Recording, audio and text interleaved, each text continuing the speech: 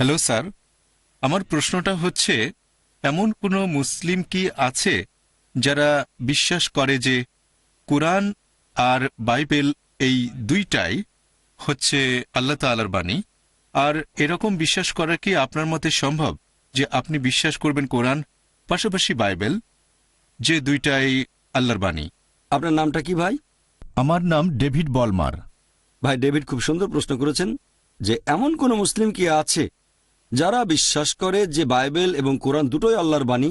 আর এটা সম্ভব কিনা যে আমরা বাইবেল এবং কোরআন দুটোকে আল্লাহ তাআলার আসমানি কিতাব বলে মেনে নেব। প্রথমেই আমি বাইবেল শব্দটা নিয়ে বলি। বর্তমানে খ্রিস্টানদের যে ধর্মগ্রন্থ, আপনি কিছু মুসলিম পাবেন যারা বিশ্বাস করে যে বাইবেল আল্লাহ তাআলার বাণী। তবে কোরআনের কথা যদি বলেন, আর সেই সব মুসলিমদের কথা যদি বলেন যারা আসলেই জানে কোরআন ও ইসলামিক শরিয়া সম্পর্কে, পবিত্র কোরআন বলছে যে আমরা বিশ্বাস করব ইনজিলে, যে ওহী নাজিল হয়েছিল যীশু খ্রিস্ট বা ঈসা আলাইহিস সালামের উপর। যে মুসলিম ইসলামিক শরিয়া সম্পর্কে জ্ঞান রাখে সে নিশ্চিতভাবে জানে যে ইনজিল হচ্ছে সেই কিতাব যেটা ঈসা আলাইহিস সালামের উপর নাজিল হয়েছিল। আমরা অবশ্যই সেই আসমানি কিতাবে বিশ্বাস করব। আর ইসলাম হচ্ছে একমাত্র অখ্রিস্টান ধর্ম যেখানে ধর্মবিশ্বাসের একটা ভিত্তি হচ্ছে যীশুখ্রিস্টকে নবী বলে বিশ্বাস করা। সে মুসলিম আসলে মুসলিম নয় যে যীশুখ্রিস্টকে নবী ও রাসূল বলে মানে না। আমরা মানি যে তিনি আল্লাহ প্রেরিত একজন নবী ও রাসূল। বিশ্বাস করি যে তিনি হলেন মসীহ, অনুবাদ করলে খ্রিস্ট। বিশ্বাস করি যে তিনি অলৌকিকভাবে জন্মেছিলেন কোনো পুরুষের হস্তক্ষেপ ছাড়াই, যেটা বর্তমানের অনেক আধুনিক খ্রিস্টানই বিশ্বাস করে না। আমরা মানি তিনি আল্লাহর নির্দেশে মৃত ব্যক্তিকে জীবন দিয়েছেন। আমরা বিশ্বাস করি তিনি আল্লাহর নির্দেশে জন্মান্ধ ও কুষ্ঠরোগীদের সুস্থ করে তুলেছিলেন। আর পবিত্র কোরআন বলছে যে ইনজিল হচ্ছে সেই ওহী যেটা যীশু খ্রিস্টের উপর নাজিল করা হয়েছিল। এখন যারা বাইবেল নিয়ে গবেষণা করেছেন তারা বুঝতে পেরেছেন যে এই বাইবেল এটা সেই অরিজিনাল ওহী নয় যেটা নাজিল হয়েছিল যীশু খ্রিস্টের উপর। বাইবেলের উপর বিশেষজ্ঞ যে কোনো লোক, হোক সে খ্রিস্টান অথবা হোক হিন্দু বা সে মুসলিম, যখন আমরা বাইবেল পড়ি আমরা জানতে পারি যে যে বাইবেলটা আমরা আজকাল পড়ি, এই বাইবেল শব্দটা এসেছে গ্রিক শব্দ বিবলস থেকে, অর্থাৎ বই বা বইসমূহের বই। আর আপনিও হয়তো জানেন যে বাইবেল হচ্ছে অনেকগুলো বইয়ের সমষ্টি, 66টা। এটা খ্রিস্টানদের মধ্যে প্রোটেস্ট্যান্ট মতাবলম্বীদের কথা অনুযায়ী, আর ক্যাথলিকদের মতে বাইবেল 73টা বই অন্যরাও মানে। তাহলে এই বাইবেল শব্দটা এসেছে গ্রিক শব্দ বিবলস থেকে। আমাদের মুসলিমদের যাদের শরিয়ার উপরে জ্ঞান আছে, আমরা বলি যে বাইবেল আল্লাহ তাআলার অরিজিনাল বাণী নয়। বাইবেল নিয়ে যদি গবেষণা করেন তাহলে আপনারা দেখবেন যে সামান্য কিছু অংশ সেগুলো হতে পারে আল্লাহ তাআলার বাণী, কিছু অংশ নবী রাসূলগণের কথা, যীশুখ্রিস্টের মুখের কথা, কিছু অংশ ইতিহাসের কথা, কিছু অংশ আমার বলতে খারাপ লাগছে এমনকি পর্নোগ্রাফিও আছে। অনেক ভুল আর পরস্পর বিরোধী কথা আছে। আমরা বলতে পারি না যে বাইবেলের এই পরস্পর বিরোধী কথাগুলো আল্লাহ তাআলার বাণী। বলতে পারি না যে বাইবেলে যে বৈজ্ঞানিক ভুলগুলো রয়েছে সেগুলো আল্লাহ তাআলার বাণী। তাই আমরা যেটা বলি, আমরা মানি ইনজিল মানে সেই ওহী যেটা নাজিল করা হয়েছিল যীশু খ্রিস্টের উপর, সেটা অবশ্যই আল্লাহ তাআলার বাণী। তবে বর্তমান বাইবেল একটা মিশ্রণ। তাই সামগ্রিকভাবে কোরআন এবং বাইবেল সম্পর্কে যাদের যথেষ্ট জ্ঞান আছে তারা কখনোই এই বাইবেলকে একেবারে সম্পূর্ণভাবে আল্লাহর বাণী বলবে না। তবে হ্যাঁ, ঈসা আলাইহিস সালাম বা যীশু খ্রিস্টের উপরে যে ওহী নাজিল করা হয়েছিল সেটা আল্লাহ তাআলার বাণী। আপনার প্রশ্নের দ্বিতীয় অংশটাতে আমি যাচ্ছি, কোরআন এবং বাইবেলকে কি মেলানো সম্ভব? কোনো সাদৃশ্য আছে কি? একটা লেকচার দিয়েছিলাম খ্রিস্টান ধর্ম এবং ইসলামের মধ্যে সাদৃশ্য। আমরা মুসলিমরা মানি যে আসমানি কিতাবটা নাজিল করা হয়েছিল যীশু খ্রিস্ট বা ঈসা আলাইহিস সালামের উপরে, সেটা আল্লাহ তাআলার বাণী। তাই আমরা চেষ্টা করি বেছে নিতে সেই অংশগুলো যেগুলো মিলে যাচ্ছে সর্বশেষ ও চূড়ান্ত আসমানি কিতাবের সাথে। যদি ওল্ড টেস্টামেন্ট আর নিউ টেস্টামেন্ট বলে কিছু থাকে তাহলে পবিত্র কোরআন হচ্ছে আল্লাহ তাআলার লাস্ট টেস্টামেন্ট। আর এই বইটাকে যদি পরীক্ষা করে দেখেন, হতে পারে সেটা বিজ্ঞানের পরীক্ষা, কোরআন সেখানে পাশ করেছে। আপনি কোরআনে একটাও পরস্পর বিরোধী কোনো কথা পাবেন না, কোরআনে আপনি কোনো ভুল খুঁজে পাবেন না। যদি আপনি কোরআনকে পরীক্ষা করেন, একই রকম পরীক্ষা করতে পারেন হিন্দু ধর্মগ্রন্থকে বা কোরআনকে অথবা বাইবেলকে, আপনি দেখবেন কোরআন সেই পরীক্ষায় পাশ করবে। তবে দুর্ভাগ্যজনকভাবে বাইবেল পরীক্ষায় ফেল করবে। আমি একটা বিতর্ক করেছিলাম আমেরিকায় বিজ্ঞানের আলোকে কোরআন ও বাইবেল। সেখানে আমার অপর বক্তা ছিলেন ডক্টর উইলিয়াম ক্যাম্বেল। তিনি একটা বই লিখেছিলেন যেখানে কোরআনের নাকি 30টা বৈজ্ঞানিক ভুল আছে। অনেক বছর কোনো মুসলিম তার উত্তর দেয়নি। তখন আমি গেলাম শিকাগোতে এবং তার সাথে একটা বিতর্ক করলাম, আর আলহামদুলিল্লাহ আল্লাহর দয়ায়, আল্লাহর করুণায় আমি তার সবগুলো অভিযোগের উত্তর দিলাম। তারপর আমি তাকে দেখালাম বাইবেলে 38টা ভুল, বৈজ্ঞানিক ভুল, তিনি সেগুলোর উত্তর দিতে পারেননি। এবারে আপনার প্রশ্নটা যে এই দুটোকে কি মেলানো সম্ভব? হ্যাঁ, সম্ভব। আমি কি করেছি? আমি বাইবেল থেকে শুধুমাত্র সেই অংশগুলো নিয়েছি যেগুলো কোরআনের সাথে মিলে যায়, আর আমরা মুসলিমরা কোনো আপত্তি ছাড়াই মেনে নেব যে এই অংশের এই কথাগুলো আল্লাহ তাআলার বাণী। কারণ পবিত্র কোরআন, এটা আরবিতে, এই কোরআনকে বলা হয় ফুরকান, মানে সেই মানদণ্ড যেটা দিয়ে বিচার করা হয় সঠিক আর বেঠিক। এরকম মানদণ্ড থাকলে আমরা সহজে ঠিক বেঠিক বের করতে পারবো। যখন ব্যবহার করছি এই মানদণ্ড, যেগুলো মিলে যাচ্ছে কোরআনের সাথে, সেগুলোকে আমরা মুসলিমরা সামগ্রিকভাবে কোনো রকম আপত্তি ছাড়াই মেনে নেব যে বাইবেলের এই কথাগুলো আল্লাহ তাআলার বাণী। এখন বাইবেল আর কোরআন, এদের মধ্যে অনেক সাদৃশ্য আছে। এখানে সময় কম, তাই সবগুলো আমি বলতে পারবো না। তবে যে কথাগুলো আগেও বলেছিলাম, আমরা মুসলিমরা মানি যীশু খ্রিস্ট বা ঈসা আলাইহিস সালাম আল্লাহ প্রেরিত একজন নবী ও রাসূল। মানি তিনি অলৌকিকভাবে জন্মেছিলেন, পুরুষের হস্তক্ষেপ ছাড়াই। বিশ্বাস করে তিনি আল্লাহর নির্দেশে মৃত ব্যক্তিকে জীবন দিয়েছেন। বিশ্বাস করে তিনি আল্লাহর নির্দেশে জন্মান্ধ কুষ্ঠরোগীদের সুস্থ করে তুলেছিলেন। তাহলে মুসলিম আর খ্রিস্টানরা আমরা এখানে এক। তবে আমাদের মধ্যে পার্থক্য আছে। এরকম অনেক খ্রিস্টান আছে যারা বলে যে যীশু খ্রিস্ট নাকি নিজেকে ঈশ্বর বলে দাবি করেছিলেন। তিনি বলেছেন তিনি নাকি ঈশ্বর। সত্যি বলতে, আপনারা যদি বাইবেল পড়েন, এরকম একটা স্পষ্ট করে বলা অনুচ্ছেদও খুঁজে পাবেন না, পরিষ্কার করে বলা একটা কথাও পাবেন না গোটা বাইবেলের মধ্যে যেখানে যীশু খ্রিস্ট বা ঈসা আলাইহিস সালাম নিজেই বলেছেন যে আমি ঈশ্বর, অথবা তোমরা আমার উপাসনা করো। কথাটা আবারও বলছি, গোটা বাইবেলে একেবারে স্পষ্ট করে বলা, একেবারে পরিষ্কার করে বলা হয়েছে এরকম একটা অনুচ্ছেদ পাবেন না যেখানে যীশু খ্রিস্ট নিজের মুখে বলেছেন যে আমি ঈশ্বর বা তোমরা আমার উপাসনা করো। সত্যি বলতে, যদি আপনারা বাইবেল পড়েন, যীশু খ্রিস্ট তার নিজের মুখে বলেছেন। এটা হচ্ছে গসপেল অফ জন, অধ্যায় নম্বর 14, অনুচ্ছেদ 28। যীশু খ্রিস্ট নিজের মুখে বলেছেন আমার পিতা আমার চেয়ে মহান। গসপেল অফ জন, অধ্যায় 10, অনুচ্ছেদ 29, আমার পিতা সবার চেয়ে মহান। গসপেল অফ ম্যাথিউ, অধ্যায় 12, অনুচ্ছেদ 28, আমি ঈশ্বরের আত্মার সাহায্যে শয়তানকে তাড়িয়ে দেই। গসপেল অফ লুক, অধ্যায় 11, অনুচ্ছেদ 20, আমি ঈশ্বরের আঙ্গুলের সাহায্যে শয়তানকে তাড়িয়ে দিই। গসপেল অফ জন, অধ্যায় 5, অনুচ্ছেদ 30, আমি নিজের থেকে কিছুই করতে পারি না, যেমন শুনি সেরকম বিচার করি, আর আমার বিচার ন্যায্য, কারণ আমি নিজের ইচ্ছা পূরণ করি না, আমার পিতার ইচ্ছা পূরণ করি। যদি কেউ বলে আমি নিজের ইচ্ছা পূরণ করি না, আল্লাহর ইচ্ছা পূরণ করি, সে একজন মুসলিম। তাহলে যীশু খ্রিস্ট বা ঈসা আলাইহিস সালাম আল্লাহর কাছে আত্মসমর্পণ করেছিলেন। আর আরবিতে বললে এই ধরনের মানুষকে বলা হয় মুসলিম। যীশু খ্রিস্ট কখনোই নিজেকে ঈশ্বর বলে দাবি করেননি। এটা পরিষ্কার বলা হয়েছে বুক অব অ্যাক্টসে, অধ্যায় নম্বর 2, অনুচ্ছেদ 22, হে ইসরায়েলবাসী, মন দিয়ে শোনো, নাজারেত শহরের যিশু ঈশ্বর কর্তৃক মনোনীত একজন মানুষ তোমাদের মধ্য থেকে। ঈশ্বর তাকে দিয়ে অনেক অলৌকিক কাজ করিয়ে দেখাবেন, আর তোমরা তার সাক্ষী থাকবে। ঈশ্বর কর্তৃক মনোনীত একজন মানুষ তোমাদের মধ্য থেকে, সে অনেক অলৌকিক কাজ করে দেখাবে, ঈশ্বর তাকে দিয়ে করাবেন, আর তোমরা তার সাক্ষী থাকবে।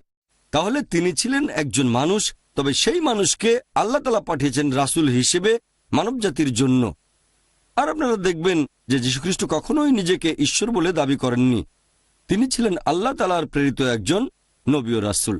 সেজন্য আমরা বলি যে বাইবেল আর কোরআনের মধ্যে অনেক সাদৃশ্য আছে। যেমন ধরেন, বাইবেলে বলা হয়েছে পরবর্তীতে একজন রাসূল আসবেন এবং তার নাম হবে মুহাম্মদ সাল্লাল্লাহু আলাইহি সাল্লাম। অনেক জায়গায় ওল্ড টেস্টামেন্ট আছে, নিউ টেস্টামেন্টও আছে। ওল্ড টেস্টামেন্ট পড়লে দেখবেন বুক অব ডিউটেরোনমি, অধ্যায় 18, অনুচ্ছেদ 18, যে পরবর্তীতে মুহাম্মদ সাল্লাল্লাহু আলাইহি সাল্লাম আসবেন। এরপর আছে বুক অব ডিউটেরোনমি, অধ্যায় 18, অনুচ্ছেদ 19। তারপর বুক অব আইজায়া, অধ্যায় 29, অনুচ্ছেদ 12। এরপর সং অব সলোমন, অধ্যায় 5, অনুচ্ছেদ 16। মুহাম্মাদের নাম বলা হয়েছে। আমাদের নবীর কথা নিউ টেস্টামেন্টও আছে। এটা আছে গসপেল অফ জন, অধ্যায় 14, অনুচ্ছেদ 16। তারপর গসপেল অফ জন, অধ্যায় 15, অনুচ্ছেদ 26। গসপেল অফ জন, অধ্যায় 16, অনুচ্ছেদ 7। গসপেল অফ জন, অধ্যায় 16, অনুচ্ছেদ 12 থেকে 14, যে সর্বশেষ ও চূড়ান্ত নবী আসবেন, মুহাম্মদ সাল্লাল্লাহু আলাইহি সাল্লাম। এ কথা বাইবেলেও আছে। এরকম সাদৃশ্য আছে। বাইবেল পড়লে দেখবেন নামাজের গুরুত্বপূর্ণ একটা অংশ, আমরা মুসলিমরা যখন নামাজ পড়ি তখন সিজদা করি। এই সিজদার কথা বাইবেলে অনেক জায়গায় আছে, যেমন বুক অব জেনেসিস, তারপর বুক অব জোশুয়া, তারপর গসপেল অফ ম্যাথিউ। এখানে বলা হয়েছে আল্লাহর নবী রাসূলগণ সিজদা দিয়েছেন আল্লাহর উদ্দেশ্যে যখন তারা নামাজ পড়েছেন। তাহলে দেখবেন যে আমরা মুসলিমরা যেভাবে নামাজ আদায় করি তার প্রধান অংশটার কথা বলা হয়েছে বাইবেলেও। ইসলামের অন্যান্য বিষয় নিয়েও যদি বলি, অজুর কথাও বলা হয়েছে বাইবেলে। আমরা নামাজ পড়ার আগে অজু করি, অজুর কথা আছে বাইবেলে। ইসলাম ধর্মে যাকাতের বিধান আছে, এ কথা বাইবেলেও আছে। বাইবেলে কথাটা এভাবে বলা হয়েছে যে মুক্ত হস্তে দান করো, তাহলে তোমার পাপগুলো মুছে যাবে। এমনকি বাইবেলেও বলা হয়েছে, বুক অব শামস অধ্যায় নম্বর 84 অনুচ্ছেদ 4 থেকে 6 বলা হয়েছে আশীর্বাদ প্রাপ্ত হচ্ছে সেই লোকগুলো যারা ভ্রমণ করে যায় বাক্য প্রত্যাখ্যায়, অর্থাৎ মক্কা। এছাড়াও আপনি দেখবেন যে ইসলাম ধর্মে অনেক কিছু নিষিদ্ধ করা হয়েছে পবিত্র কোরআনে, আর বাইবেলেও সেগুলোকে নিষিদ্ধ করা হয়েছে। পবিত্র কোরআন বলছে সব মিলিয়ে মোট 4টা জায়গায়, সূরা মাইদা অধ্যায় 5 আয়াত নম্বর 3, সূরা বাকারা অধ্যায় 2 আয়াত 173, সূরা আনাম অধ্যায় 6 আয়াত 145 এবং সূরা নাহাল অধ্যায় 16 আয়াত 115 বলা হয়েছে হুররিমাত আলাইকুমুল মাইতাতু ওয়াদ-দামু ওয়া লাহমুল খিনজির। তোমাদের জন্য হারাম খাদ্য হচ্ছে মৃত পশু, রক্ত, তারপর শূকরের মাংস, আর যেসব পশু জবাই করার সময় আল্লাহ তাআলা ব্যতীত অন্য কারো নাম নেওয়া হয়েছে। এখন সবগুলো জিনিসই এগুলো বাইবেলে নিষেধ করা হয়েছে। বাইবেল পড়লে দেখবেন book of Genesis, book of Leviticus, book of Deuteronomy রক্ত নিষেধ করা হয়েছে। বাইবেলে উল্লেখ করা হয়েছে যে শূকরের মাংস নিষিদ্ধ, বুক অব ডিউটেরোনমি অধ্যায় 14 অনুচ্ছেদ 8, তারপর বুক অব আইজায়া অধ্যায় 65 অনুচ্ছেদ 2 থেকে 5। মৃত পশুর মাংসকেও বাইবেলে নিষিদ্ধ করা হয়েছে, বুক অব অ্যাক্টস অধ্যায় নম্বর 15 অনুচ্ছেদ 29। যে খাবারে আল্লাহ তাআলা ব্যতীত অন্য কোনো নাম নেওয়া হয়েছে সেটাকেও বাইবেলে নিষিদ্ধ করা হয়েছে, বুক অব অ্যাক্টস অধ্যায় 15 অনুচ্ছেদ 29। কোরআনে যে জিনিসগুলো নিষিদ্ধ তার অনেক কিছুকে বাইবেলে নিষিদ্ধ করা হয়েছে।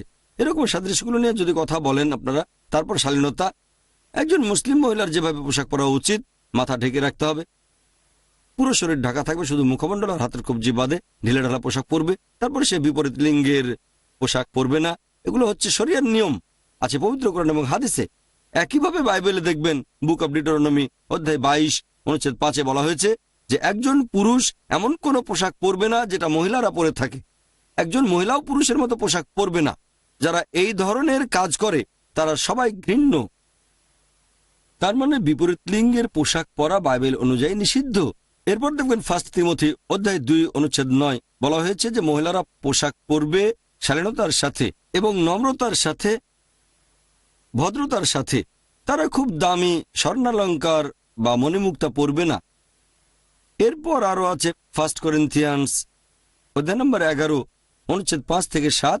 যে মহিলা ঈশ্বরের কাছে প্রার্থনা করে আর মাথা ঢেকে রাখে না, সে তার মাথাকে অসম্মান করে। তার মাথার চুল কামিয়ে দাও, মাথার সব চুল কাটা হবে। কোরআন বা হাদিসে এমন কোনো কথা নেই যেটা এত কঠিন শালীনতার ব্যাপারে।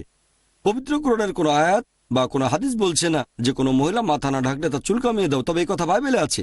শালীনতার ব্যাপারে আরেকটা কথা, যদি আপনারা মামেরই কোনো ফটোগ্রাফ দেখেন, আল্লাহ তার উপর সন্তুষ্ট হন। তিনি যেভাবে পোশাক পরেছেন মুসলিম মহিলারা ঠিক সেভাবেই পোশাক পরে, পুরো শরীর ঢাকা থাকবে, শুধু মুখমণ্ডল আর হাতের কবজি বাদে। যদি নানদেরকে দেখেন এভাবে আপনারা দেখবেন যে এরকম অনেক সাদৃশ্য আছে খ্রিস্টানদের বাইবেল আর আমাদের কোরআনের মধ্যে।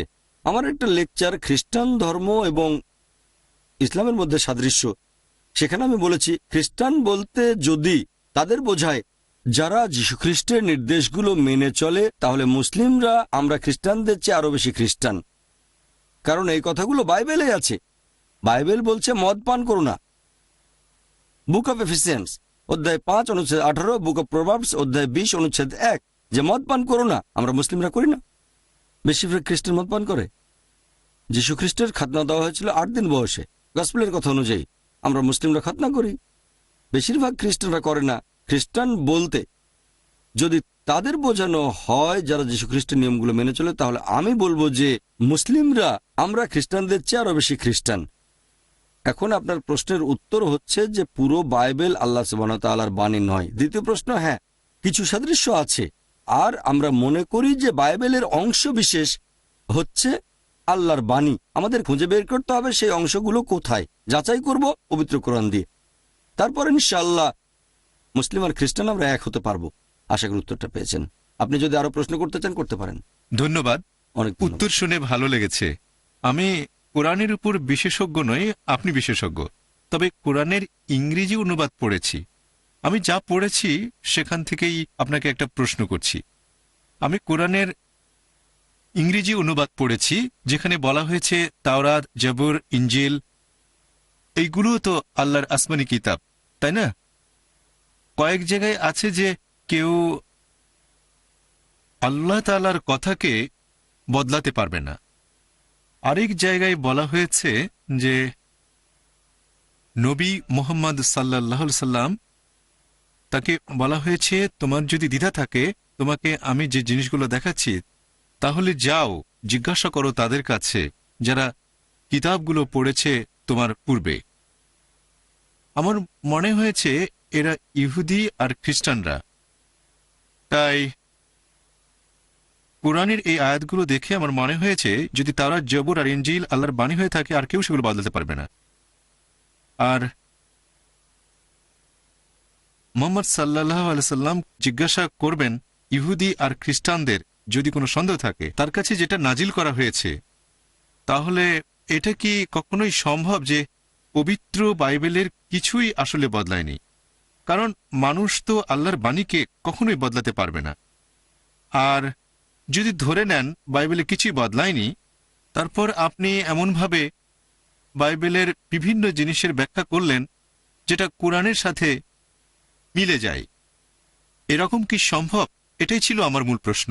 খুব সুন্দর আর প্রশ্ন। পবিত্র কোরআন বলছে যে আল্লাহর আপনার বাণীকে প্রশ্ন আমি বুঝতে বদলানো পেরেছি। যাবে না। বুঝতে পেরেছি আমি। তাহলে এটা কিভাবে সম্ভব যে বাইবেলের কথাগুলো বদলে গেছে? খুব সুন্দর প্রশ্ন ভাই ডেভিড, খুব সুন্দর প্রশ্ন করেছেন। 1 নম্বর পয়েন্ট, আমি কোরআনের উপর বিশেষজ্ঞ নই, সামান্য একজন ছাত্র। কোরআন এবং বাইবেলের উপর বিশেষজ্ঞ নই আমি। আপনি এখানে কোরআনের 3টা আয়াতের কথা বলেছেন, আর আমার তো মনে হচ্ছে আপনি এখানে বিশেষজ্ঞ। কোরআনের 3টা না, আয়াত বলেছেন। আমি আসলে কোনো বিশেষজ্ঞ নই।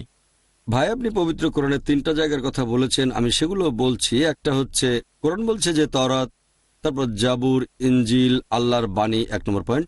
2 নম্বর পয়েন্ট, আপনি বললেন যে আল্লাহ তাআলার বাণীকে বদলানো যাবে না। আর 3 নম্বর পয়েন্টে বলেছেন যদি তুমি না জানো তাহলে জিজ্ঞেস করো যে তওরাত সম্পর্কে জানে। 3টা অংশের কথা বলেছেন, আর এগুলোর ভিত্তিতে বলেছেন এমনকি হতে পারে যে বাইবেল পুরোপুরি কোরআনের সাথে মিলে যায়, বাইবেল বদলানো হয়নি। প্রশ্নটা খুবই সুন্দর। এবার মূল প্রশ্নতে আসি আমি। প্রথমে আমি 3টা অংশে জবাব দেবো, তারপর মূল প্রশ্নে যাব। 1 নম্বর পয়েন্ট, পবিত্র কোরআনে এই কথা বলা হয়েছে অনেকগুলো জায়গায় যে তাওরাত, জাবুর, ইনজিল আর কোরআন হচ্ছে আল্লাহর বাণী। আপনার প্রথম অংশ পুরোপুরি সঠিক। 1 নম্বর পয়েন্ট, এগুলো হচ্ছে আল্লাহ তাআলার আসমানি কিতাব। তাওরাত নাজিল হয়েছিল নবী মুসা আলাইহিস সালামের উপর, জাবুর নবী দাউদের উপর, ইনজিল যীশুখ্রিস্ট বা ঈসা আলাইহিস সালামের উপর, এবং কোরআন শেষ আসমানি কিতাব নাজিল হয়েছিল সর্বশেষ ও চূড়ান্ত নবী মুহাম্মদ সাল্লাল্লাহু আলাইহি সাল্লামের উপর। 1 নম্বর পয়েন্ট। 2 নম্বর পয়েন্ট, আপনি বলেছেন যে আল্লাহর বাণীকে বদলানো যাবে না। এটা বলা হয়েছে সর্বশেষ ও চূড়ান্ত ওহীর ব্যাপারে। যদি আপনি কোরআন পড়েন আর কোরআন সম্পর্কে সামগ্রিকভাবে না জানেন, তারপর একটা অংশ পড়লেন, আপনি ভুল বুঝতে পারেন। এই আয়াত যে আল্লাহর বাণীকে বদলানো যাবে না, এটা বলা হয়েছে সর্বশেষ ও চূড়ান্ত কিতাব এই পবিত্র কোরআনের ব্যাপারে। অনেক জায়গায় আছে, অনেক জায়গায় এরকম অনেক আয়াত। তবে আমি এটা কেন বললাম, কারণ কোরআন পরিষ্কারভাবে বলছে, সূরা বাকারা অধ্যায় নম্বর 2 আয়াত নম্বর 106, কোরআন বলছে যা কিছু অবতীর্ণ হয়েছে আমি সেগুলোকে কোনোভাবে বিস্তৃত হতে দেব না, বরং প্রতিস্থাপন করব তার সমমানের বা উত্তম কিছু দিয়ে।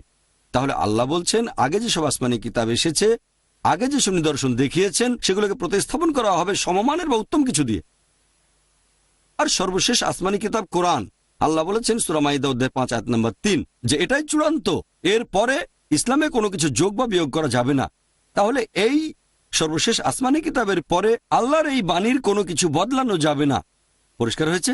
আল্লাহর বাণী বদলানো যাবে না, এটা বলা হয়েছে কোরআনের ব্যাপারে। এখন মনে করেন ক্লাস 10-এর ছাত্রদের আমি বললাম এটা হচ্ছে স্কুলের শেষ ক্লাস। আমি বলছি ক্লাস 10-এর কথা। কেউ যদি ভুল করে মনে করে যে ক্লাস 5 বা 6-এর কথা বলছি, তার সেটা ভুল ধারণা। স্কুলের শেষ ক্লাস হচ্ছে বোম্বেতে, ভারতে। বাইরের দেশে হয়তো 11 বা 12 এভাবে বদলে যেতে পারে। তাহলে আমি যদি বলি স্কুলের শেষ ক্লাস হচ্ছে ক্লাস 10, বললাম তোমরাই সর্বশেষ ক্লাস, কথা বলছি ক্লাস 10-এর ছাত্রদের সাথে। কেউ টেপ রেকর্ডারে কথা শুনে ভাবলো ক্লাস 6ই হচ্ছে সর্বশেষ ক্লাস, সেটা হবে তার ভুল ধারণা। আল্লাহর যে বাণীটাকে বদলানো যাবে না, কারণ অনেক আয়াতে আছে আল্লাহ প্রতিস্থাপন করবেন। কেন প্রতিস্থাপন করবেন? যুক্তি দিয়ে দেখেন। অনেকে আমাকে জিজ্ঞেস করে প্রথমে কেন তাওরাত নাজিল করা হলো না, তারপর জাবুর, তারপর ইনজিল, সর্বশেষ কোরআন একেবারে প্রথমেই কেন কোরআন আসলো না? অনেকটা যেন ছেলে বাবাকে বলছে আমি ডাক্তার হতে চাই, তুমি আমাকে সরাসরি মেডিকেল কলেজে ভর্তি করে দাও। না বাবা, প্রথমে যেতে হবে প্রি প্রাইমারি স্কুলে, তারপর প্রাইমারি স্কুলে, এরপর সেকেন্ডারি স্কুলে, তারপর যাবে কলেজে, হায়ার সেকেন্ডারি, এরপরে মেডিকেল কলেজে পড়তে পারবে। বিভিন্ন স্টেজ। সরাসরি মেডিকেল কলেজে ভর্তি করলে কিছুই বুঝবে না। একইভাবে আল্লাহ তাআলা হলেন আমাদের সৃষ্টিকর্তা, তিনি জানেন কোনটা কখন নাজিল করতে হবে। তাই মানুষের বৈশিষ্ট্যের উপর নির্ভর করে সেটাই নাজিল করেছেন। যেটা সেই সময়ে সেই লোকদের জন্য প্রয়োজন ছিল। আল্লাহ সুবহানাহু ওয়া তাআলা খুব ভালো করে জানতেন যে 1400 বছর আগে ছিল সবচেয়ে শ্রেষ্ঠ সময়, সর্বশেষ ও চূড়ান্ত আসমানি কিতাব নাজিলের জন্য নাজিল করেছেন। তাহলে আগের অনেক নিয়ম ছিল আলাদা। মূল যে আইনটা তাওহীদ, আল্লাহর একত্ববাদ, নামাজ আদায় করা, মূল আইন একই রকম ছিল। তবে তার বেশ কিছু খুঁটিনাটি অন্যান্য বিষয় এগুলোর বদল হয়েছে। চূড়ান্ত বিষয়গুলো পবিত্র কোরআনে বলা হয়েছে, এটার পরে নতুন কিছু যোগ বা বিয়োগ করা যাবে না। আল্লাহ বলেছেন সূরা মাইদা অধ্যায় 5 আয়াত নম্বর 3, এই দিন আমি তোমাদের দিনকে পূর্ণ করলাম, তোমাদের জন্য মনোনীত করলাম ইসলামকে, তোমাদের প্রতি আমার অনুগ্রহ করলাম সম্পূর্ণ। কথা বদলানো যাবে এটা পবিত্র কোরআনের ব্যাপারে, আল্লাহর অন্যান্য আসমানি কিতাবগুলোর ব্যাপারে না। 2 নম্বর পয়েন্ট, পবিত্র কোরআনে বলা হয়েছে তিনি বদলে দেবেন, প্রতিস্থাপন করবেন। 3 নম্বর পয়েন্ট, আল্লাহ বলেছেন সূরা নিসা অধ্যায় 4 আয়াত নম্বর 82, أفلا يتدبرون القرآن ولو كان من عند غير الله لوجدوا فيه اختلافا كثيرا। তারা কি অনুধাবন করে না এটা যদি আল্লাহ ব্যতীত অন্য কারো কাছ থেকে আসতো তাহলে সেখানে অনেক অসঙ্গতি থাকতো। আল্লাহ এখানে চ্যালেঞ্জ করেছেন, যদি মনে করো এটা আল্লাহর কাছ থেকে আসেনি তাহলে মাত্র একটা অসঙ্গতি বের করে দেখাও। যদি বের করতে পারেন আল্লাহর বাণী নয়। এবার তৃতীয় অংশে আসছি। আপনি আপনার প্রশ্নে বলেছেন, আল্লাহ বলেছেন নবী মুহাম্মদকে তুমি যদি না জানো তাহলে ইহুদিদের ধর্মগ্রন্থগুলো দেখো। এটা ভুল ধারণা। এখন আমি বুঝতে পারছি যে আপনি কোরআনের কিছু অংশ পড়েছেন, কোনো বিশেষজ্ঞ নন। 3 নম্বর প্রশ্নের ভিত্তিতে এখানে আসলে আল্লাহ বলেছেন নবী মুহাম্মদকে তুমি এই কথা বলবে ইহুদি আর খ্রিস্টানদের যদি বিশ্বাস না করো তোমাদের ধর্মগ্রন্থ দেখো। আল্লাহ এটা নবী মুহাম্মদের উদ্দেশ্যে বলছেন না। আল্লাহ বলছেন নবী মুহাম্মদকে যে তুমি বলো ইহুদিদের, বলো খ্রিস্টানদের, এই আইনে যদি বিশ্বাস না করো তাহলে তোমাদের ধর্মগ্রন্থ দেখো। কেন? কারণ এটা হচ্ছে লাস্ট টেস্টামেন্ট। এখানকার কিছু অংশ ছিল ওল্ড টেস্টামেন্টে আর নিউ টেস্টামেন্টে। যেহেতু এটা আল্লাহর সর্বশেষ আসমানি কিতাব, এখানে তওরাত এবং ইনজিলের কিছু অংশ আছে। তাহলে নবী মুহাম্মদ সাল্লাল্লাহু আলাইহি সাল্লামকে আল্লাহ বলেছেন তুমি ইহুদি আর খ্রিস্টানদের বলো যদি এই কথাগুলো না মানো, তোমরা যদি শূকরের মাংস খাওয়া থেকে বিরত না থাকো তাহলে দেখো বাইবেলে বুক অব ডিউটেরোনমি অধ্যায় 14 অনুচ্ছেদ 8, বুক অব লেভিটিকাস অধ্যায় 11, বুক অব আইজায়া অধ্যায় 65 অনুচ্ছেদ 2 থেকে 5। আমি রেফারেন্স দিচ্ছি, এমন না যেভাবে বলতে হবে। এভাবে বলে আমি আসলে আপনাদের সাহায্য করছি, কারণ গোটা বাইবেল খুঁজতে গেলে 1 ঘন্টাও লাগতে পারে, 2 ঘন্টাও লাগতে পারে, কিন্তু আমি রেফারেন্স দিলে 2 মিনিট লাগবে। যদি আপনি বাইবেলের সূচিপত্র ব্যবহার করতে জানেন, যদি আপনাকে বলি বুক অব ডিউটেরোনমি অধ্যায় 14 অনুচ্ছেদ 8, যদি না জানেন যে ডিউটেরোনমি 5ম বই, শেষের ইন্ডেক্সে খুঁজবেন ডি, সেখানে পাবেন পৃষ্ঠা নম্বর, সেখানে যান। ডিউটেরোনমি পেয়ে গেলে অধ্যায় 14 পাবেন, প্রত্যেক পৃষ্ঠা নম্বর আছে, প্রত্যেক অধ্যায় নম্বর আছে, অনুচ্ছেদ 8-এ যাবেন। যদি এভাবে রেফারেন্স না বলি তাহলে আপনি সূত্র খুঁজবেন, একটু চেষ্টা করলে পেয়ে যাবেন। শুকর মাংস পোর্ক পি দিয়ে খোঁজেন, পেতে পারেন নাও পেতে পারেন, এটা পরিস্থিতির উপর নির্ভর করবে। তাহলে একইভাবে নবী মুহাম্মদ, আমি এটা থেকেই শিখছি, আমি আল্লাহর কাছ থেকে পথ নির্দেশনা নিচ্ছি, যেভাবে আল্লাহর নবী মুহাম্মদ ইহুদি আর খ্রিস্টানদের বুঝিয়েছেন, আমিও একই উপায় আপনাকে বোঝাতে চাচ্ছি। আমি হতে চাই নবীর একজন ছাত্র, তার পথ নির্দেশনা নিচ্ছি। তাহলে একইভাবে নবীও বলেছেন, যেমন ধরেন একইভাবে যীশু খ্রিস্ট বা ঈসা আলাইহিস সালামও এটা বলেছেন। একই কথা, তোমরা যারা কোনো পাপ করনি তারা এই মহিলাকে প্রথম পাথরটা মারো, বলা হয়েছে কিনা? সে সময় যীশু খ্রিস্ট এই কথাটা বলেছিলেন ইহুদিদের উদ্দেশ্যে। মুহাম্মদ একই কথা বলেছেন যে তোমরা নিজেদের ধর্মগ্রন্থ খুলে দেখো সেখানে আইনটা কি। নবী মুহাম্মদ যেসব কথা বলেছেন ইহুদি আর খ্রিস্টানরা তার অনেক কিছুই মানেনি। নবী বললেন এই কথাগুলো আছে তোমাদের ধর্মগ্রন্থে, তার মানে তিনি আল্লাহ প্রেরিত দূত। এমন না যে তিনি পড়েছেন তাওরাত, এমন না যে পড়েছেন ইনজিল। নবী তো হিব্রু জানতেন না, জানতেন না। আর সে সময় বাইবেলের কোনো আরবি ভার্সনও ছিল না, আরবি ভার্সন এসেছে পরবর্তীতে, ঠিক? তাহলে নবী সেই কিতাবগুলো পড়েননি, তিনি ছিলেন নিরক্ষর, ঠিক? যেহেতু তাকে আল্লাহ সুবহানাহু ওয়া তাআলা বলেছিলেন, রাসূল বলে তিনি সরাসরি ওহী পেতেন, তাকে আল্লাহ বলতে বলেছেন, নবী বলেছেন দেখো, তারা তখন সব দেখে বুঝতে পারল। তাহলে আমাদের নবী মুহাম্মদ সে সময় ইহুদি আর খ্রিস্টানদের যেভাবে বুঝিয়েছিলেন, আমিও চেষ্টা করছি এটা ছোট্ট পরিসরে সেখানে পৌঁছানোর। আমি বোঝাতে চাচ্ছি আপনাকে যে ভাই, যদি এই কথাগুলো ভুল মনে হয় কোরআনকে ভুলে যান। আপনি কোরআনকে বিশ্বাস করেন না, পাশে সরিয়ে রাখেন। তারপর আপনি যদি বাইবেলকে ঈশ্বরের বাণী বলে মনে করেন তাহলে কি বাইবেল মেনে চলবেন? আপনি বাইবেলকে ঈশ্বরের বাণী বলে মনে করেন, হ্যাঁ বা না? হ্যাঁ, বাইবেল বলছে শুকরের মাংস খেও না, শুকরের মাংস খান। এটা তো পুরনো নিয়ম। উত্তর হতে পারে হ্যাঁ অথবা না, অথবা বাইবেলে এরকম কিছু বলেনি। আমাকে একটু বলতে দেন। শিওর, বলেন আপনি। আমার জানা মতে নবী মুহাম্মদ এর জীবদ্দশাতেই সেখানে কিছু জিনিস একটা সময় পর্যন্ত সেগুলো হালাল ছিল, তারপর সেটাকে হারাম করা হয়েছে, অথবা যেটা হারাম ছিল সেটাকে হালাল করা হয়েছে। এরকম তো অনেক সময় হয়েছে। তাই খ্রিস্টানরা, আমরা বিশ্বাস করি যে ইসরায়েলের লোকদের জন্য, ইহুদিদের জন্য যখন আল্লাহ প্রেরণ করেছিলেন মুসা নবীকে, আমরা বিশ্বাস করি তাদের জন্য শুকুর হারাম ছিল, আর সেজন্যই এই কথাটা তাওরাতে আছে। ভাই, কোনো একটা প্রতিষ্ঠানে আপনাকে যদি কোনো নির্দেশ দেওয়া হয়, আপনি দেখবেন নির্দেশটা দিচ্ছে কে। উচ্চ কর্তৃপক্ষের নির্দেশটা থাকবে সবার উপরে। যেমন ধরেন, ক্লাসে টিচার ছাত্রদের কিছু নির্দেশ দিলেন, প্রিন্সিপাল সে নির্দেশটা বদলে দিলেন, তার সে ক্ষমতা আছে। তবে প্রিন্সিপালের নির্দেশকে বদলানোর ক্ষমতা টিচারের নেই।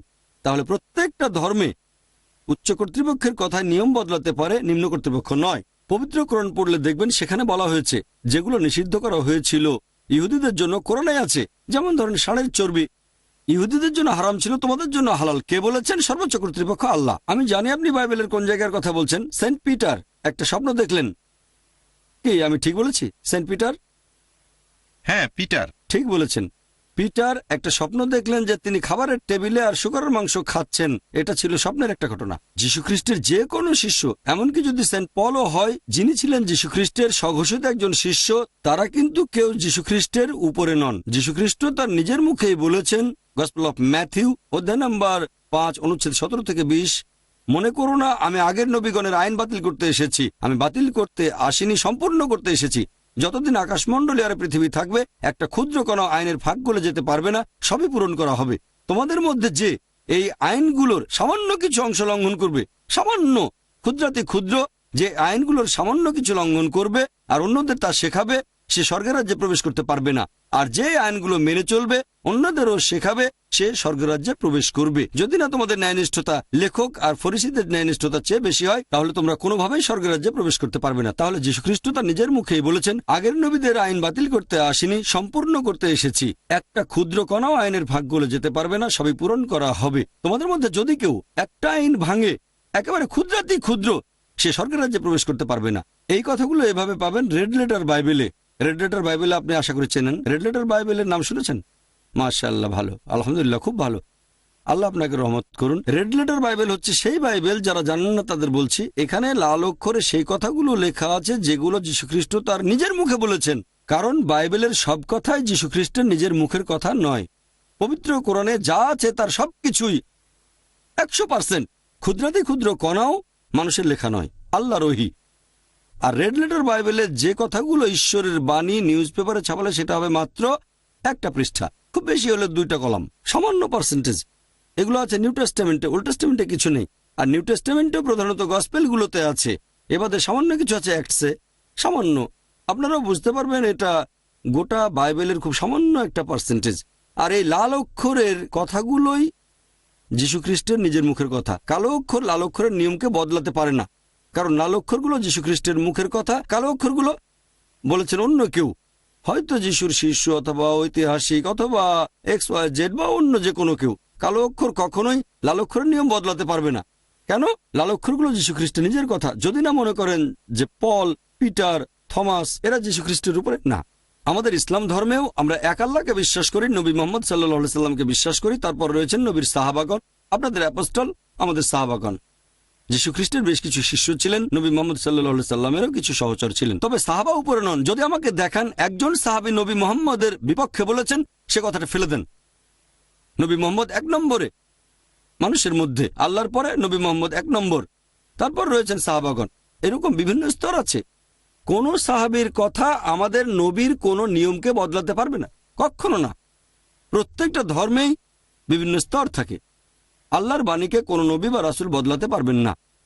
কোন সাহাবীর কথা নবীর বলা কোনো নিয়মকে বদলাতে পারবে না।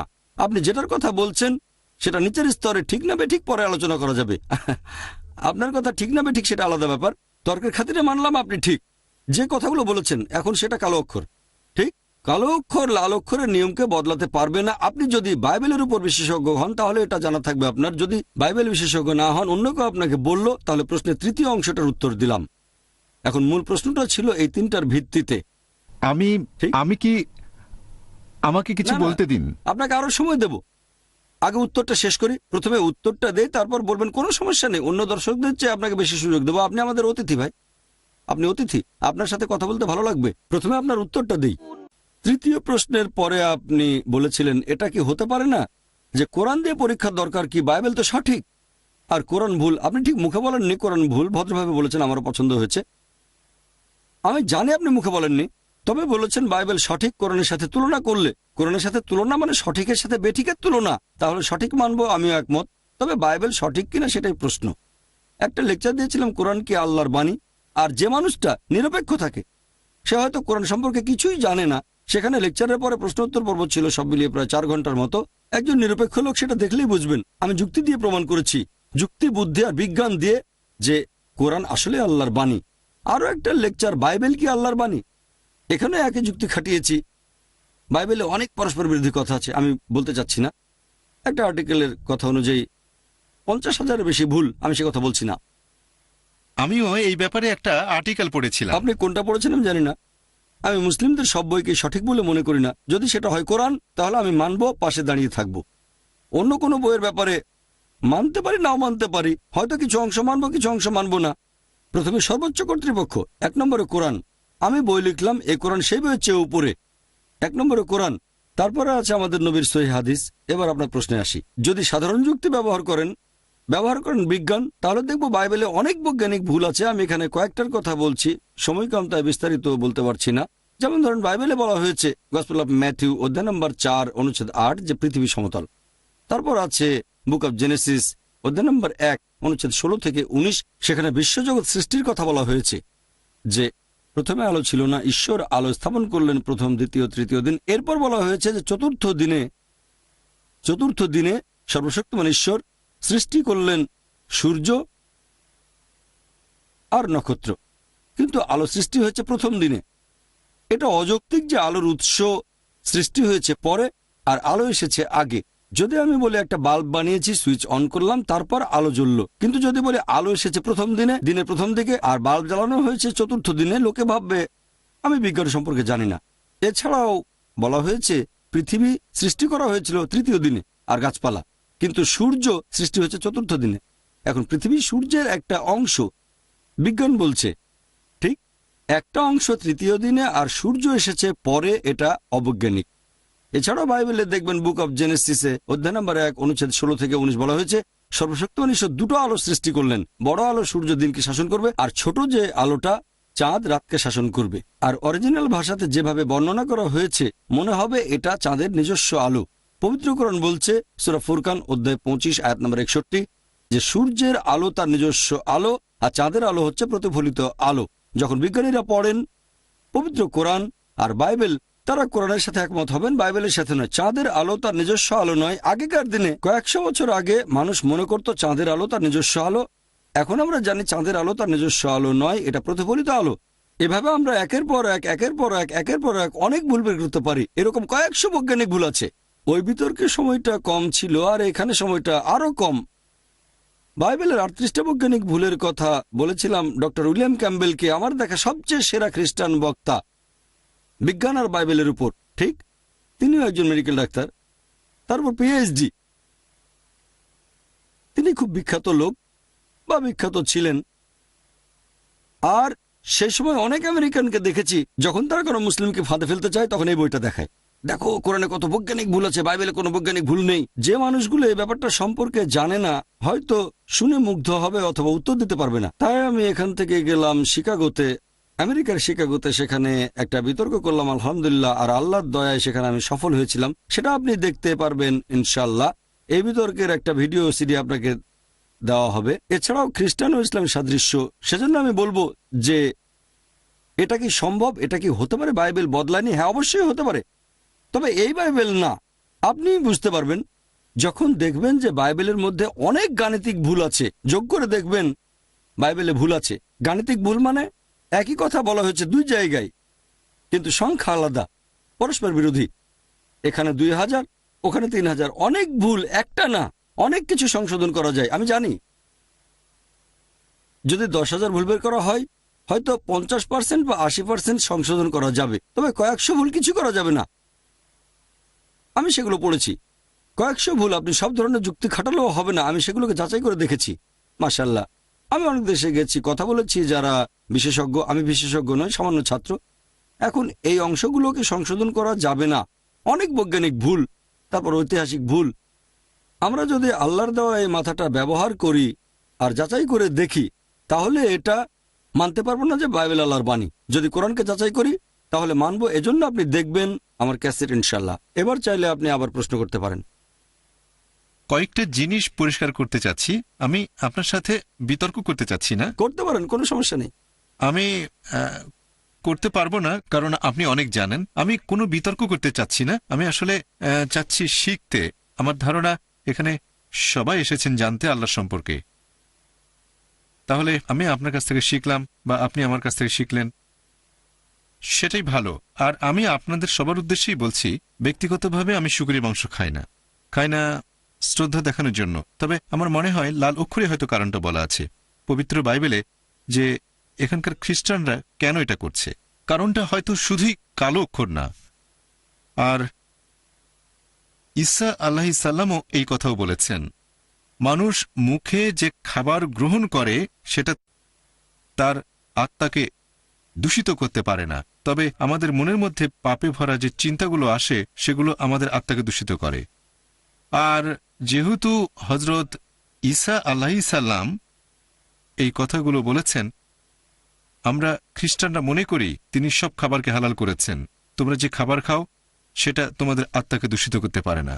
তাহলে আপনি এটার সাথে একমত নাকি যে বাইবেলের লাল অক্ষরে কারণটা বলা হয়েছে যে খ্রিস্টানরা কেন এটা মনে করে যে মুসা নবীর সময়ে আল্লাহ শুকরের মাংস নিষিদ্ধ করেছিলেন, আর পরবর্তীতে হজরত ঈসা আলাইসাল্লাম সেটাকে করে দিলেন হালাল তার অনুসারীদের জন্য? তাহলে আমি বলি, আমি আপনার সঙ্গে একমত। আপনি বিতর্ক করতে চাচ্ছেন না, আমিও বিতর্ক করতে চাচ্ছি না, শিখতে চাচ্ছি। যদি আমাকে বোঝাতে পারেন যে আমি ভুল কোনো কথা বলেছি, তাহলে আমি নিজেকে তখনই শুধরে নেব। যদি বুঝতে পারি সেটাই সত্যি, তাহলে মেনে নেব। একটা উদাহরণ দিচ্ছি। ধরেন ভুল করে বললাম 2 + 2 = 5। না ভাই, 2 + 2 = 5 না, 4 হবে। আমাকে প্রমাণ করে দেখালেন, ধন্যবাদ ভাই। বলবো জাযাকাল্লাহ, আল্লাহ আপনাকে পুরস্কার দিন, আমরা সেটা মেনে নেব। তবে আমি বললাম 2 + 2 = 4, আরেকজন বলল না 5, তখন তাকে বলবো 2 + 2 = 4, 5 হবে না, আপনি ভুল করছেন। আমি তাকে শুধরে দেব, যার কথা সঠিক সেটাই মেনে নেব। এবার আপনার প্রশ্নে আসি। খুব সুন্দর যুক্তি যে বাইবেলে আছে যীশু খ্রিস্ট বলেছেন, তোমরা যে খাবার খাও সেটা তোমাদের আত্মাকে দূষিত করে না, দূষিত করে মনের চিন্তা। আমি তর্কের খাতিরে আপনার কথাটা মানলাম, তাহলে সেটা পরস্পর বিরোধী হবে। আগে যেটা বলেছিলাম, গসপেল অফ ম্যাথিউ অধ্যায় নম্বর 5 অনুচ্ছেদ 17 থেকে 20, ভেবো না আমি নবীগণের আইন বাতিল করতে এসেছি, এটা তাহলে ভুল। তার মানে যীশু খ্রিস্ট মিথ্যে কথা বলছেন। নাউজুবিল্লাহ, আল্লাহ ক্ষমা করুন, আমরা এই কথা মানি না। তিনি মিথ্যে বলতে পারেন না। যদি আপনি আইনের সামান্য অংশ লঙ্ঘন করেন, আইন কি? শুকরের মাংস খাবেন না। যখন এরকম দুটো বক্তব্য থাকবে, আমরা দুটোই মেনে চলার চেষ্টা করব। তার মানে অন্যান্য যেসব খাবার খাচ্ছেন সমস্যা নেই, তবে শুকরের মাংস খাবেন না। কেন? কারণ গসপেল অফ ম্যাথিউ অধ্যায় 5 অনুচ্ছেদ 17 থেকে 20 বলা হয়েছে আইনের সামান্য ক্ষুদ্রতম অংশ লঙ্ঘন করা যাবে না। একই কথা আছে কোরআনে। কোরআনে এরকম অনেক আয়াত আছে যেখানে বলা হয়েছে যে এই খাবারগুলো হারাম। তার মানে এই না যে শুধু এই 4টাই হারাম, আরেকটা হারাম করা হয়েছে হয়তো অন্য জায়গায়। এরকম একটা বলেছিলাম মৃত জন্তু, রক্ত এবং শুকরের মাংস। আরেক জায়গায় বলা হয়েছে মদপান করা হারাম। এখন আপনি কোরআনের মাত্র একটা আয়াত নিয়ে বলতে পারবেন না যে এটা সম্পূর্ণ ইসলাম। ঠিক, যেটাকে হারাম বলা হয়েছে সেটা হারাম, তারপর বলা হয়েছে অন্য সব খাবার হালাল। আর এখানে আমরা দেখতে পাচ্ছি যে খ্রিস্টানদের বাইবেলে লাল অক্ষর বলছে, আমি নবীগণের আইন সম্পূর্ণ করতে এসেছি, একটা বাতিল করতে আসিনি। যদি তোমাদের মধ্যে কেউ সেই আইনের সামান্য অংশ লঙ্ঘন করো, তাহলে সে স্বর্গের রাজ্যে যেতে পারবে না। যিশুর অন্যান্য কথাগুলো এই কথাগুলোর বিরুদ্ধে যেতে পারে না। তা না হলে যীশু খ্রিস্ট বা ঈসা আলাইহিস সালাম মিথ্যে কথা বলেছেন, নওজুবিল্লাহ, আমরা সে কথা মানি না। তাহলে আমরা যীশু খ্রিস্টকে নিচে নামিয়ে দিয়ে পল বা পিটারকে উপরে তুলব না, না, করা যাবে না, এটাই আইন। তাই এক্ষেত্রে আমরা বলবো যে যেহেতু পল বা পিটার কিছু বলেছিলেন বা থমাস কিছু বলেছিলেন, আমরা কি যীশু খ্রিস্টের কথার বিরুদ্ধে যাব? আমি বলবো না। আমরা বলবো পল, পিটার, থমাস যা বলুক সেটা ভুল। আমরা যদি চাই তাহলে এভাবে সংশোধন করে নিতে পারি। যদি এই কথাটা সেখানে না থাকতো, গসপেল অফ ম্যাথিউ অধ্যায় 5 অনুচ্ছেদ 17 থেকে 20, যদি এটা না থাকতো যে সামান্য আইনও ভেঙো না, হয়তো একেবারে শিওর না, হয়তো তখনও বিরুদ্ধে যুক্তি দেখাতে পারতাম। এখানে সময় কম, তাই প্রথমেই দিলাম টেক্কা। হয়তো এটা না থাকলে বলতাম খুব ভালো, আপনার কথা মেনে নিলাম আমি। কিন্তু যেহেতু অনুচ্ছেদ আছে, গসপেল অফ ম্যাথিউ অধ্যায় 5 অনুচ্ছেদ 17 থেকে 20, যদি তোমাদের মধ্যে কেউ সামান্য আইন লঙ্ঘন করে তাহলে সে স্বর্গের রাজ্যে প্রবেশ করতে পারবে না। তার মানে পারবেন না, কোন অবস্থাতে না। সেটা পল বলুক অথবা থমাস বলুক বা পিটার বলুক বা অন্য যে কেউ বলুক, বুঝতে পারছেন? যুক্তি খাটালে আপনি সেটা বুঝতে পারবেন। আপনি যেটা করছেন, পলকে উপরে উঠাচ্ছেন। আপনি মানে, আমি বলছি কিছু খ্রিস্টান, আপনারা মানে খ্রিস্টানরা যিশু শিষ্যকে উপরে উঠাচ্ছেন, এভাবে বলছেন যে যিশু খ্রিস্ট, আল্লাহ মাফ করুন, মিথ্যে বলছেন। আমি এটা মানতে পারছি না। এভাবে আপনি বিভিন্ন ধর্মের মধ্যে একটা তুলনা করতে পারেন। এরকম তুলনার উপর ভিত্তি করে আমরা যেটা বলি, যদি খ্রিস্টান বলতে তাদের বোঝানো হয় যারা যীশু খ্রিস্টের নির্দেশগুলো পালন করে, তাহলে মুসলিমরা আমরা খ্রিস্টানদের চেয়ে অনেক বেশি খ্রিস্টান। শুকরের মাংস না খেলে আপনাকে অভিনন্দন জানাই। হয়তো যখন এই অডিটোরিয়াম থেকে বের হবেন, মদ পান করার অভ্যাস থাকলে সেটা বাদ দিয়ে দেবেন। যদি আপনি যীশু খ্রিস্টের উপাসনা করে থাকেন, হয়তো যখন অডিটোরিয়াম থেকে বের হবেন তখন থেকে যীশু খ্রিস্টের উপাসনা করা বন্ধ করে দেবেন। আমি আল্লাহর কাছে দোয়া করছি আপনাকে আমাকে যেন তিনি পথ দেখান। শুনে খুব ভালো লেগেছে যে অডিটোরিয়ামে আসার আগে আপনি শুকর মাংস খাননি। হয়তো আমার লেকচার শোনার পরে মদ পানের অভ্যেস থাকলে সেটাও বাদ দিয়ে দেবেন। যদি আপনি যীশু খ্রিস্টের উপাসনা করে থাকেন, হয়তো অডিটোরিয়াম থেকে বের হয়ে উপাসনা করবেন না, কারণ আপনাকে প্রমাণ দেখিয়েছি। অথবা যেতে পারেন আপনার স্টাডি রুমে অথবা কোনো লাইব্রেরিতে, রেফারেন্সগুলো চেক করবেন। তারপর দেখবেন যে হ্যাঁ, ওই লোকটা যে কথাগুলো বলেছিল, ওই যে হালকা পাতলা লোকটা, মাথায় টুপি, চশমা, হালকা দাড়ি, হ্যাংলা পাতলা, সে রেফারেন্স দেয়। লোকটা যা বলেছিল তা ঠিক। আজকে থেকে যীশু খ্রিস্টের উপাসনা করবো না, তারপরে তাকে শ্রদ্ধা করব, তাকে ভালোবাসবো, তাকে সম্মান করব। আমি পড়ে দেখবো বাইবেল, যেখানে আছে পরবর্তীতে একজন নবী আসবেন, তার নাম হবে নবী মোহাম্মদ সাল্লাল্লাহু সাল্লাম। আমি সেই বই পড়ে দেখবো। এভাবে আমরা সবাই সত্যের কাছাকাছি আসবো। আল্লাহর কাছে দোয়া করছি আপনাকে আমাকে যেন তিনি পথ দেখান। আশা করি উত্তরটা পেয়েছেন। আপনাকে অনেক ধন্যবাদ। আপনাকেও ধন্যবাদ। হ্যাঁ, ওনাকে 2টো ভিসিডি দিয়ে দেন। এই সিডিগুলো দেখবেন ভাই, 2টো ভিসিডি। একটা হচ্ছে আমার লেকচার খ্রিস্টান ধর্ম ও ইসলামের মধ্যে সাদৃশ্য, সেখানে রেফারেন্সগুলো পাবেন। সবাই তো মনে রাখতে পারে না। হ্যাঁ ভাই বলেন। কোনো ব্যাপারে প্রশ্ন থাকলে পরে জিজ্ঞাসা করব। অবশ্যই অবশ্যই জিজ্ঞেস করবেন। ওয়া আখিরি দাওয়ানা আলহামদুলিল্লাহি রাব্বিল আলামিন।